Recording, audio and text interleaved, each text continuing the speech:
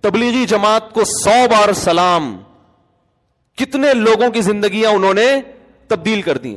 ان کا تو ٹاپک یہ نہیں ہے, نہ کربلا پہ بیان کرتے ہیں, نہ ان کو ربیع الاول کا پتا ہے. کیسا شرک اور بت پرست. کتنے بڑے بڑے گلوکار فنکار ہیں, داڑیاں رکھوا دی ان کو, تہجد گزار بنا دیا. کتنے غیر مسلم ہیں. تبلیغ والے تو ریکارڈ بھی نہیں رکھتے. اگر یہ ریکارڈ رکھتے نا رجسٹر میں, لاکھوں غیر مسلم ہیں جو تبلیغ والوں کو دیکھ کے مسلمان ہوئے ہیں.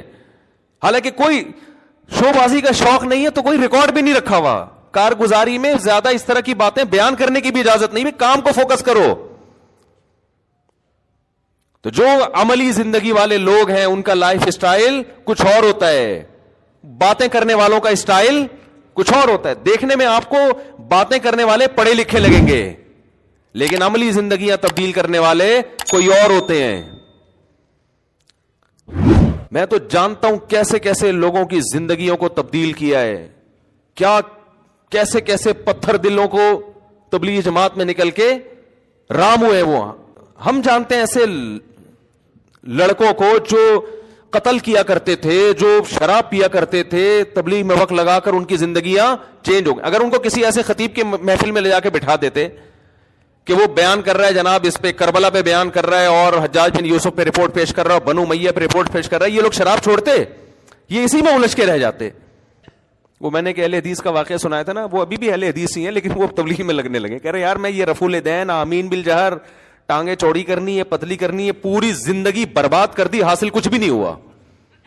اور کہہ رہے جس کے پاس جا کے بیٹھو دوسرا فرقہ غلط لگنے لگتا ہے. میں نے ان کا, میرے بڑی اچھی دوستی ہے ان سے, وہ میری 4 شادیوں والی کتاب پڑھ کے مجھ سے ملنے. اہل حدیث تو اتنی بڑی داڑھی ان کی نا, 4 شادیوں والی کی کتاب پڑھ لی, 2007 میں پڑھی انہوں نے. مجھے تلاش کرتے کرتے پہنچے, وہ بڑے بغلگیر ہوئے, کہہ رہے یار کیا کتاب ہے یار, میری تو زندگی بدل گئی. کہہ رہے میں پہلے دیوبندی تھا, نہیں پہلے میں بریلوی تھا. پہلے میں کیا تھا؟ بریلوی. تو ہم وہ تیجے 40 میں 11ویں شریف 12ویں شریف نظر و نیاز سارے جمعرات کے سب کچھ رپورٹ ہمارے ہاں تفصیل سے چلتی تھی.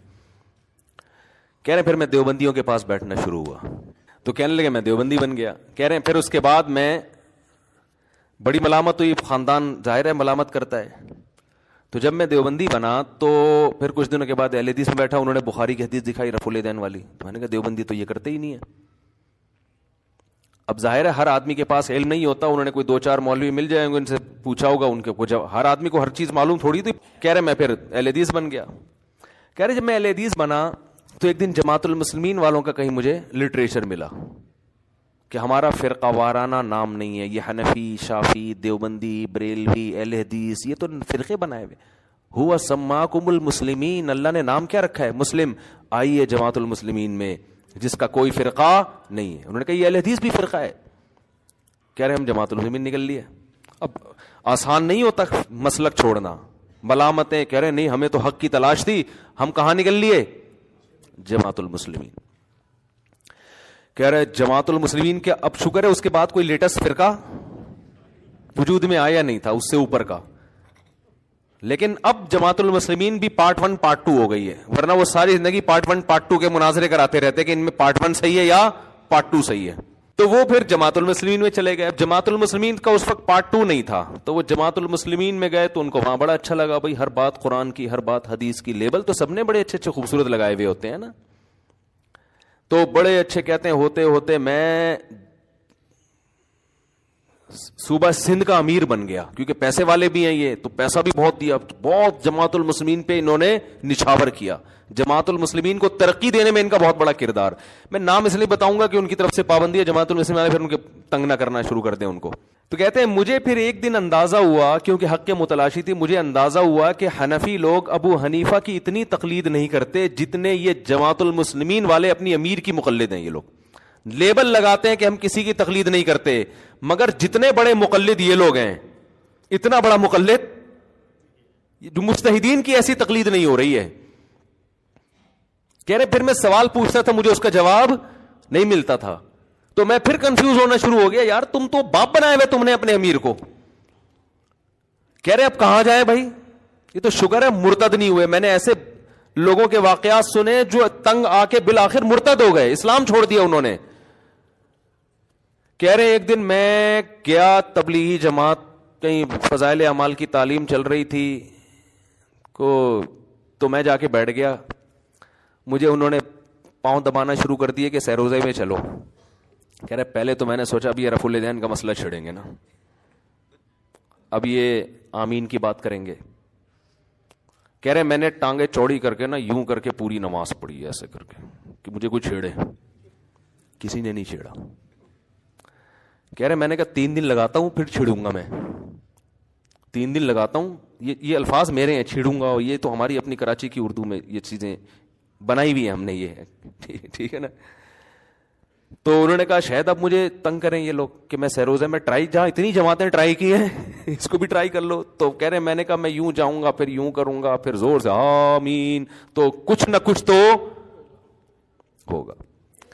کہہ رہے حیران ہو گیا، 3 دن ہو گئے مجھے کسی نے کچھ نہیں کہا. ان کی ایک ہی بات تھی، بھائی یہ دین ہمارے اندر کیسے آئے گا، پوری دنیا کے اندر کیسے آئے گا، اس کے لیے ہم سب کو مل جل کے فکر. کہہ رہے میں کہہ رہا ہوں بھائی یہ کہہ رہا چھوڑ تو جیسے کر رہا ہے نا کرتا رہے. یہ ایسے ہے جیسے ایک آدمی کنفیوز پھر رہا ہو، پاگلوں کی طرح دیواروں سے ٹکرے مار رہا ہو، اس کو منزل نہ مل رہی ہو. اس نے جانا ہے جناب صدر جانا ہے، کوئی گاؤں دیہات سے کوئی بندہ کراچی آ گیا، یا اس نے کینٹ اسٹیشن جانا ہے. اب اس سے پوچھتا ہے، وہ کہتا ہے کہ تو پہلے یوں جانا، پھر یہاں سے جا کے نا ایک گلے گنڈے والا آئے گا، وہاں سے رائٹ ٹرن ہو جانا، پھر ایک کلفی والا ہے، ادھر سے لیفٹ ٹرن ہو جانا، ادھر 4K کا اسٹاپ آئے گا، وہاں سے پھر بس میں چڑھ کے پھر ادھر اترنا، پھر یوں. بوکھلا گیا یار. دوسرا بندہ بھائی چھوڑ اس کو، تو ایسا کر تو یہاں سے نا ادھر سے جانے کے بجائے ادھر رش ہوگا تو یہاں سے نکل جا کٹی پہاڑی سے یوں نکلے گا، پھر ادھر سے بنارس ٹرن مارے گا، ادھر شیر ادھر جائے گا. روڈ تھوڑا خراب ہے لیکن راستہ کھلا ہوا ہے. پھر اب وہ شیرشاہ کیا ہوتا ہے، ایسے میں کوئی عقل مند کہے گا ادھر آ یار، ایسا ہی ہوتا ہے نا اسٹائل. ابے ادھر آ، زیادہ لمبی چوڑی ٹینشن میں پڑنے کی، ادھر آ بیٹھ جا پیچھے گاڑی میں ادھر ہی جا رہا ہوں. حل ہو گیا نا مسئلہ. ہاں تبلیغ والے یہی کرتے ہیں کہ ابے تو چھوڑ دے ان مناظروں میں بحثوں میں، 3 دن لگا لے، انسان کا بچہ بن کے واپس آ جائے گا، لگا لے ہمارے ساتھ. واقعی یہ انداز بڑا بہترین ہے. وہ چھوڑ دے یار. یہ جو سعودی عرب میں تبلیغی جماعت پہ پابندی لگی ہے نا، اس پہ بہت سے لوگ مجھے کہہ رہے ہیں آپ حکومت سعودیہ کے خلاف بیان دے. ہم نے ایک بڑے عالم کی بات بڑی خاندانی سنی جو میرے شیخ ہیں. انہوں نے کہا تبلیغی جماعت پہ جب پابندی لگی ہے تو اس کو تبلیغی انداز سے ہی حل کرنا پڑے گا. تبلیغی انداز یہ کہ کسی کے خلاف بیان نہ داغا جائے، کیونکہ اگر آپ بیانات داغنا شروع کر دو گے نا حکومت کے خلاف، سعودی حکومت کسی کی نہیں سنتی. تو اس سے سوائے اس کے کہ تبلیغ پہ پابندی کے ساتھ علماء پہ بھی پابندی لگ جائے اور مزید کچھ نہیں ہوگا. تو بڑی پیاری بات کی انہوں نے کہ بھائی اس پابندی کو تبلیغی اسٹائل میں ہی حل کیا جائے. تبلیغ والے یہی اس طرح اسٹائل ان کا کیا ہے، یہی ہے جو ابھی بیان کر رہا ہوں کہ وہ کہہ رہے کہ بھائی رفع الیدین کا مسئلہ اور بھائی چھوڑ یار ٹھیک ہے نا، چھوڑ دے اس مسئلے کو. یہ دین ہم سب کا ہے بھائی، ہم سب نے مل کے کہہ رہے. پھر میں چلہ لگانے گیا، پورا چلے میں ایک حرف کسی نے نہیں مجھے کہا تو کس جماعت سے تعلق ہے، تیرے کس فرقے سے تعلق ہے. اللہ کی قسم اس کے یہ الفاظ ہیں. کہہ رہے مجھے پتا چلا کہ حق پر کون ہے، یہ لوگ ہیں. حق پر کون ہے، کہہ رہے یہ ہیں حق پر.